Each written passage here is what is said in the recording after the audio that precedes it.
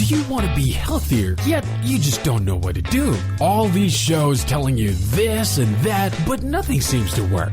Well, listen close. Golden State Media Concepts has got something great for you. The Health and Wellness Podcast dedicated to workout trends, healthy eating habits, diet, and everything about healthy living. Join us in our banters as we help you not just live life to the fullest, but live it to the healthiest.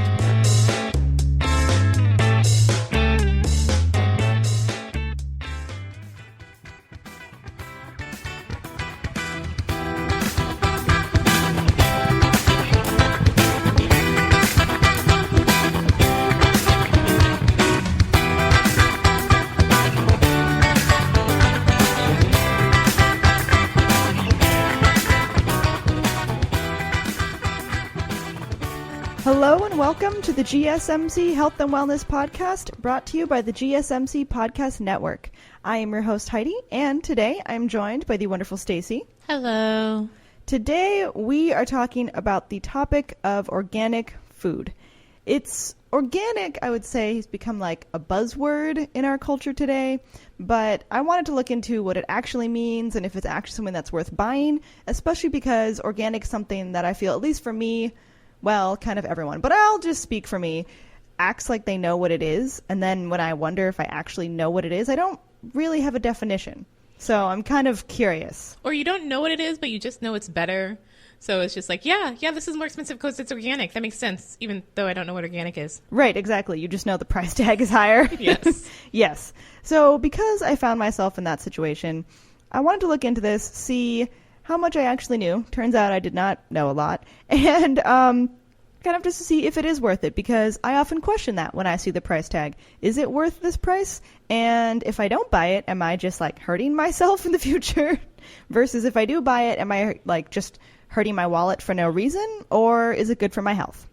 So I want to start with what organic means. In a very general sense, organic foods or organic farming methods are produced or involve production without the use of chemical fertilizers, pesticides, or other artificial agents. So it's sort of like taking the idea of a natural approach, natural in quotes, and we will talk about natural later. Yeah. But the general idea is that it doesn't use chemical fertilizers, pesticides, or artificial agents. Also, organic products are regulated by the U.S. Department of Agriculture, or the USDA, and this is what it means when producers say their products are USDA certified organic. And according to the USDA website, USDA certified organic foods are grown and processed according to federal guidelines addressing, among many things, like soil quality, animal raising practices, pest and weed control, and the use of additives. Organic producers rely on natural substances and physical, mechanical, or biologically based farming methods to the fullest extent that they can. So it's like taking the really general thing and making it way more specific and wordy. Right? That was way more extensive because I would have thought it's like, okay, so you don't spray pesticides and cool organic. Like, right. You're done. But it's clearly they're looking at much more than just, did you, use a chemical spray or not? Right, yeah. And we will mention that because, pesticides come up later. And there are other situations where there are exceptions, I guess you could say, to this definition. In general, as I said before, organic standards are designed to allow natural substances on organic farming and prohibiting synthetic substances. Although there are some synthetic substances that are listed as exceptions to the basic rule and are allowed for use in organic agriculture. For example, like pheromones are used as an effective non-toxic way to confuse insects that may otherwise infest organic crops like fruit. Well, see, and then pheromones are pretty good because they're usually not on the actual food. Mm-hmm. They're placed near the plant or the tree or whatever to either bring the insect or scare the insect away, depending on what they're trying to do. Right, exactly. So they're not actually going and putting pesticides on the food, but you could argue that's synthetic since they're not real and natural. Also, vaccines for animals are really important for disease prevention because, they're trying to prohibit antibiotic therapy for livestock in organic produce. I like products. That. I mean, I get why some people would be like, no, antibiotics, but I'm like, Yeah, but I'm one of those people that's like, don't use antibiotic soap because you're creating the super bug. So I'm happy that you're also not allowing that in animals. Yeah, exactly. And that's what a lot of people argue regarding antibiotics and such. Also, as I said before, this does mean that organic products do use pesticides, but they're pesticides that have been deemed okay. Pesticides like derived from like natural sources, like biological pesticides, may be used in producing organic food, and some synthetic materials such as pheromones and animal vaccines, as I mentioned. Mm-hmm. And to clarify, biological pesticides, aka biopesticides, are certain types of pesticides derived from natural materials, as animals, plants, bacteria, and certain minerals. For example, canola oil and baking soda have pesticidal applications and are considered biopesticides. Also, as of April 2016, there are 299 registered biopesticide active ingredients and 1,401 active biopesticide product registrations. That's, again, this is like you don't just look at chemical pesticides and that's all that's organic. It's like, I would never have had any clue that there were that many biological pesticides. Right, that's a lot. But I also don't garden, so I couldn't really name. I didn't even know about canola oil. Like, seriously? I know you're just going to start spraying that on all your plants. Right? Like, if I rub it on my tomatoes. Right, will bugs stay away? Who knows? I mean, I guess since that's considered a pesticide, sort of, a biopesticide. For certain bugs, I'm sure. Yeah. There are probably others that just love it. But I think that is interesting because, like, the idea of organic is you don't know, you just feel like, oh, there's nothing on it. But there definitely is. So I feel like that was really interesting to learn. Also, I want to say the National List of Allowed and Prohibited Substances. This is a component of organic standards. This list has the exceptions to the basic rule. Also, if you want to know more about that list, you can look up the list and see what's on there. Also, the process for adding or removing allowed substances that are on this list is an open process, so there can be direct input from the organic community, like farmers and other conscious consumers and things like that. And this is the USDA's list, because I know there are several different, I don't know if you call them companies or organizations or whatever, that certify things as organic, and they all have different standards. Right, yeah. So I'm specifically talking about the USDA. I will mention the FDA later. But if anything that says USDA certified organic falls under these certifications. And this seemed to be the biggest certification, which, it's the U.S. Department of Agriculture. Right, I would hope so. Yeah, so it's really the umbrella for all organic things. Also, produce can be called organic if it is certified to have grown on soil that has no prohibited substances applied for 3 years prior to harvest. And prohibited substances include the most, synthetic fertilizers and pesticides, things like that. So a lot of times farmers who are who are trying to be organic, they technically can't, even though they're not using pesticides on their crops, for 3 years if the past farmer had used pesticides and synthetic things. So it's pretty rigid.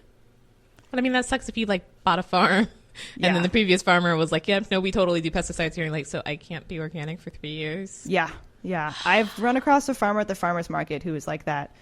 He's talked about it. They're trying to become organic, but they have to keep waiting. So it's interesting. Also, in instances when a grower has to use synthetic substances to achieve, a specific purpose, the substance must first be approved according to criteria that examine its effects on human health and the environment. So definitely things are pretty rigid, with the USDA. There's a lot of specifications, there's lists, and people go out and continuously inspect organic farms and things like that in order for farmers to keep their USDA certification. Correct. So if they're certified. Yes. Anyone can just sort of claim the word. It's not copyrighted. Exactly. Yeah. And that's something that I'll mention later, but for sure, this is specifically USDA certified. And they have a stamp. You can see it on most of your products. If you buy organic, it's, you'll find it. Or there's a way, I know, for produce, apples have a certain number on their, the thing you scan, and I've just completely blanked on the word, where if it starts with a certain number, it's conventionally grown, but if it starts with a different number, it's organically grown. Oh, okay. Oh, I didn't know that. I mean, that would make sense since apples aren't just having stamps put on them, just a little tiny sticker. Your stamped apple. Yeah, that would, I think that would make me not want organic. Right. Also, we've talked about produce. I also want to mention organic meats and organic processed foods. Organic sounds like a contradiction in terms. Organic processed foods. I did not even think about that. When people talk about organics, I just think of produce. I didn't even think about any of the other products related to this. But it makes sense. Like, people have, like, organic chips and whatnot. See, this is like when I eat something terrible and then try and explain it as it's healthy. It's like, oh, it's a Snickers bar. It's got peanuts. It's like, oh, it's French fries, but it's organic. The other day I saw organic Doritos, and I was like, I don't understand why. Brain does not compute. No, I'm like, there's nothing organic in here. There's not even anything that was, like, ever real in your Doritos. Wow, yeah. See, that's one of those things where it's just like, because the term's not copy. I don't know even if the government can copyright a word, but because the word organic's not copyrighted, that's one of those things that makes you go, I doubt. Yeah, like, what are your regulations for this? Where's that stamp? Let me see the stamp on each and every Dorito chip. Yeah. Oh gosh, edible ink. It's fine. It's organic ink. So we're going to talk about organic meats and organic processed foods. We'll mention that after the break. So hang on and come right back for the rest of this episode. Still on the search of that one true love? On the limbo in this crazy world of dating, marriage, relationships? Well, listen to the Golden State Media Concepts Relationship Podcast, your one-stop podcast for everything about relationships.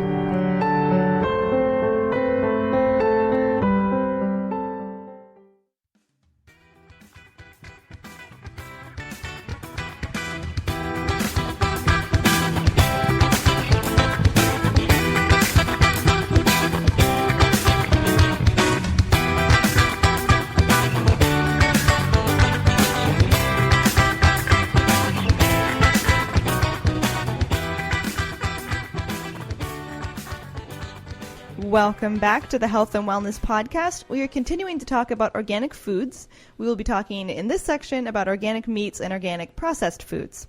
So, for organic meat, regulations require that animals are raised in living conditions accommodating their natural behavior, like the ability to graze on pasture. Okay. Also, they're fed 100% organic feed, and they're allowed to forage and are not administered antibiotics or hormones. So, like, organic cows go out into a field. They're not just in a little lot, like, fed, I don't know, pellets or whatever. Like the happy cows? Yes, the happy cows from California. Cows from, yes. Just sit on grass fields and, I don't know. Those are strange organic cows with, Midwestern accents. Yeah, that's what happens when you go organic. They all just start talking. Also, on a side note, so antibiotics are considered bad in meat production because while feeding antibiotics to animals results in fatter animals faster and hence like cheaper meat and reduced prices for the consumer, their use may also result in antibiotic-resistant animals and potentially humans. And many argue that banning the feeding of penicillin and other antibiotics to animals would not drastically increase consumer costs. Also, the European Union has banned the feeding of penicillin and other antibiotics to farm animals, but this is really still hotly debated. And that's actually very questionable because I would get why you would, especially for conventional animals that aren't allowed to graze and pasture and be happy cows, I get why you would want to give them antibiotics because they're constantly around the other animals without a lot of space. But I wouldn't think that would make them fatter faster. That seems like a backwards thing that an antibiotic should not be doing. I guess maybe it just makes them healthier.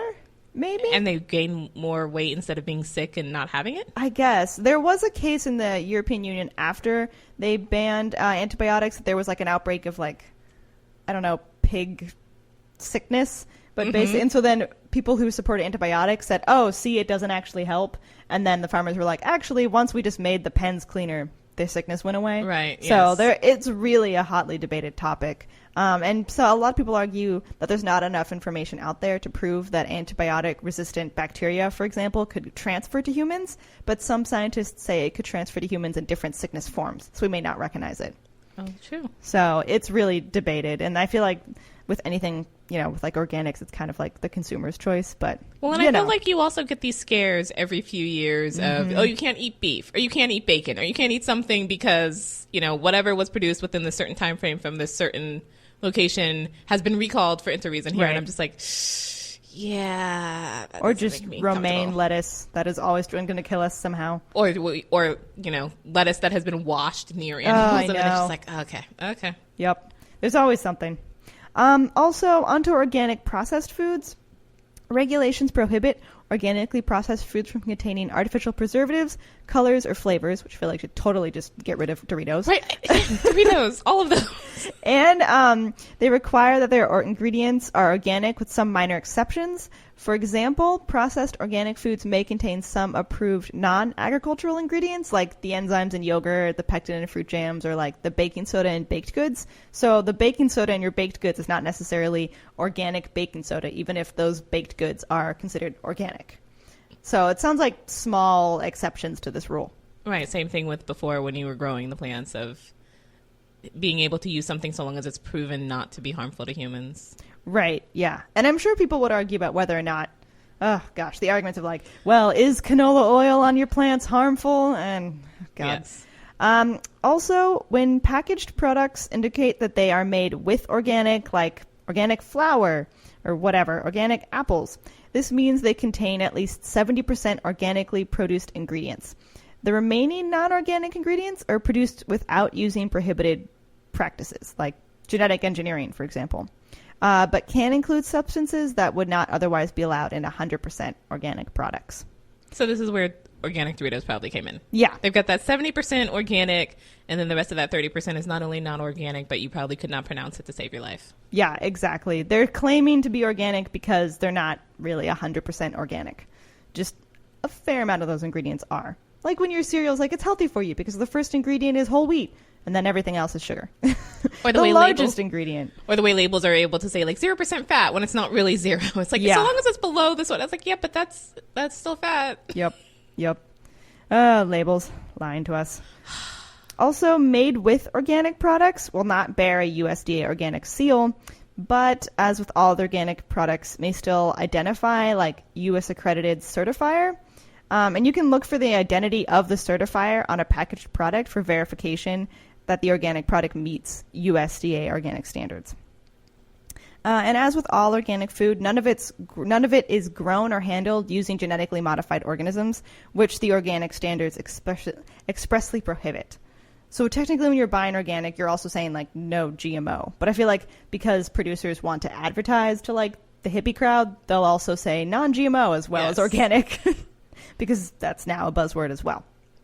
So that's what all of the USDA is kind of talking about, and that's a lot of their standards. But there's also the FDA, and I just wanted to look into a little bit about what they have to say about organic food. And the FDA is the Federal Department of Agriculture. So, So I'm sure a lot of listeners are probably confused. What's the difference, even beyond organic, between the USDA and the FDA? Is there? I'm sure there must be. We have different letters, but I don't know what it is. I'm not sure what the difference is in standard products. I mean, I know what the difference is when it comes to organics, but it does seem confusing since we have the U.S. Department of Agriculture and then the Federal Department of Agriculture, which you'd be like, isn't that the same? This is like with the FBI and the CIA. I'm like, I feel you do different things, but you're both intelligence agencies, so why are there two of you? Yeah, it seems from what I have found that the USDA they deal with a lot of other things, but also organics, and the FDA doesn't really deal with organics. Oh, okay. They're more related to conventional, but I don't think that's an all-inclusive definition. At least in terms of organics, that's what it seems to be. Or I wonder if one deals with like solely domestic products and the other deals with products that we import from other countries. Oh, that would make sense. Like U.S. versus federal. Yeah, right. That would make sense. But as I said, the FDA does not really regulate the term organic on food labels. They're not regulating organic things. There is also another program, too, which is the National Organic Program, or the NOP. And that is a federal regulatory framework, and they govern organically produced crops and livestock. The U.S. Department of Agriculture oversees the program and enforces these regulations and standards. They also regulate the use of the term organic on food labels. Again, that's the USDA, not the FDA. The USDA requirements for products that are labeled with the term organic are separate from the laws that the FDA enforces. Food products that are ordinarily under FDA jurisdiction and labeled with organic claims have to comply with both the USDA regulations for organic claims and the FDA regulations for food labeling and safety. And that's what the FDA normally, it feels like they do, is just like, is this going to kill you? No, okay, good. Yes. Whereas the USDA is more like, this is of such and such a quality. Yeah. Like, we get more into detail. That's how I've normally thought about it. I feel like that works. I mean, that's what it's like they're dealing with organics. The FDA is like, well, if you're going to be organic, you have to go to the USDA, but you also definitely have to pass our standards. Yes. So everything has to pass the FDA.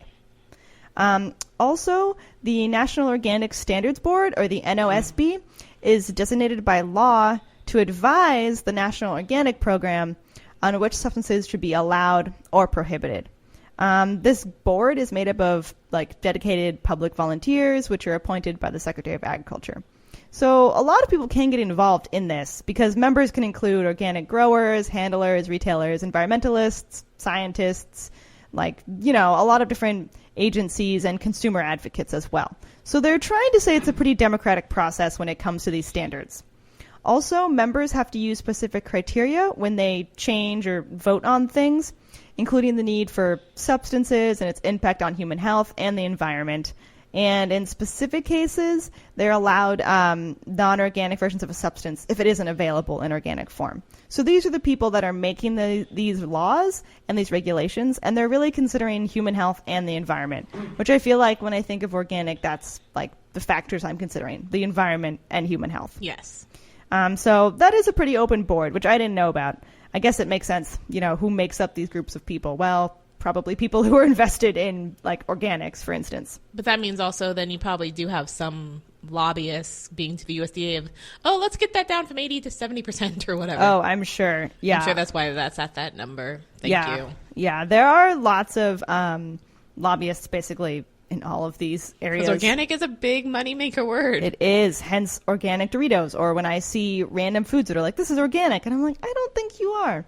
Or maybe like, you know, again, that percentage, this amount is organic, and the rest is definitely not. Or the made rest with that, organic. Exactly. And the rest of ingredients that we all already know are bad for us are not organic. Because any food that's in our shelves, basically, that's approved by the FDA, has reached, like, these limits of things are still considered healthy. Right. So, I don't know. Hard to say. Also, I wanted to make some additional points besides just organic. Like we mentioned the term natural, which whenever someone says natural, I just think of like the Foster Farms chicken commercials where like the puppet chickens would just say like, we're all natural. Or like, I guess they weren't, but they were trying to pass themselves off as Foster Farms chickens, which are natural and not like pumped full of sodium to make them look plumper or whatever. Well, I mean, turns out you can't take the chicken's word for it because natural doesn't really mean anything. So they're right, but they're wrong. They are. I mean, those chickens could have passed themselves off as natural because who knows? Also, those chickens were also from like Wisconsin or something, yeah. right? Yeah. What is with all the animals coming out to California? I feel like we have enough animals in California anyway. They don't need to travel over here. Right. We're going to take a quick break, and then when we come back, we'll continue talking about the term natural. So hang on. Tired of searching the vast jungle of podcasts? Now listen close and hear this out. There's a podcast network that covers just about everything that you've been searching. Hey! The Golden State Media Concepts Podcast Network is here. Nothing less than a podcast bliss with endless hours of podcast coverage. From news, sports, music, fashion, cooking, entertainment, fantasy, football, and so much more. So stop lurking around and go straight out to the Golden State Media Concepts Podcast Network. Guaranteed to fill that podcast itch. Whatever it may be. Visit us at www.gsmcpodcast.com. Follow us on Facebook and Twitter, and download us on iTunes, SoundCloud, and Google Play.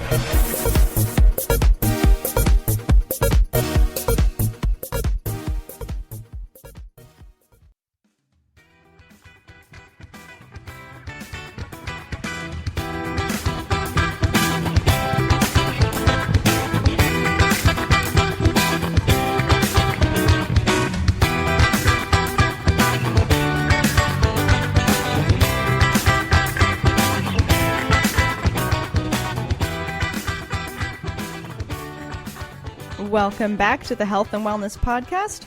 We are talking about the term natural in this segment of our episode, and as I said before, there's no real legal definition of natural when it comes to foods. And this is, again, a buzzword. Natural is on so many different things. I've mentioned the chickens, but it's on so many different foods, and it's really just to get consumers to buy it. and kind of to fool us. Yes. There is no government regulation on the word natural for food, and even though most food labels are really regulated, the word natural remains undefined. The only guidance for what qualifies as natural is nothing artificial or synthetic. When the FDA has addressed questions of natural, it has relied on a informal policy that it issued in 1993. Also, this policy is not well regulated, but this policy, it allows the use of the term natural when nothing artificial or synthetic has been included in or has been added to a food that would not normally be expected to be in the food. So that's loose. Right, that feels very vague. Who expects what? Yeah, I don't know. And with only this information, statement to work off of, the FDA has taken really, little regulatory action with the use of the word natural. It has taken a few, warning letters, I guess. They wrote a few in 2011, 2013. For example, in 2011, the FDA issued letters to companies saying that they had improperly used the term natural because they use chemical preservatives. So, companies did that probably for a while before the FDA put out the letter. Yeah, so if that statement came in 1993 and letters didn't come 2011, they've been doing it for a while. That doesn't mean anything can be labeled natural. Well, I don't know. There have been lawsuits, at least 50, over food companies claiming a product is natural. In 2012, General Mills was sued over misrepresenting the 100% natural quality of its Nature Valley granola bars, which contain maltodextrin and high maltose corn syrup. Also, apparently, Snapple has faced similar lawsuits, which I can all really think of. Snapple definitely tries to say that it's natural. But I and feel granola. I feel for General Mills, I would be more upset that you said 100% than that you said yes. natural. It's yes. no, it's not. Maybe it's partly natural, and again, natural doesn't mean much, but it's not 100%. You can't say 100%. I don't care that you're allowed a legal limit of whatever. That's not 100. Right, and I'm sure that fueled the, suit, because any lawyer could be like, oh, well, that's definitely not true. Right. Also, yeah, Snapple's not natural. Just the color alone. Also, even GMO foods can be labeled natural. California tried to change this by putting Proposition 37 on the ballot in 2012. The ballot measure argued for GMO labels on genetically modified food and also stated that any GMO product cannot be labeled natural. Unfortunately, this proposition was defeated, and large food manufacturers, they are beginning to pay attention because they want to avoid a lawsuit. But to be, the food company's advocate, most of our produce is genetically modified because we picked and chose to have, that specific type of corn or apple or whatever because it's more hardy to frost, or I really don't know much about farming, but there was a lot of choosing of specific breeds of produce because for various reasons it looks prettier, it grows bigger, what have you, and you can technically make the claim that's genetically modifying. True. We're not doing it in a lab, yeah. And I think that's where a lot of people draw the line is okay, but did you do this, over several decades of just farming, or did you create this in a lab and then put it out there? Right. Technically, every apple we eat was genetically modified. But when people say genetically modified, unless they, I don't know, typically people aren't talking about that type of genetic modification because that's been over time. Right. They are talking about the lab where you take a plant and you just shoot little microbes into the leaves to make them mildew resistant and things like that, as opposed to grafting or just selective breeding. Right. Anything that seems sort of mad scientisty, we're right. No. Yeah. So that's considered different than just over time genetically modified.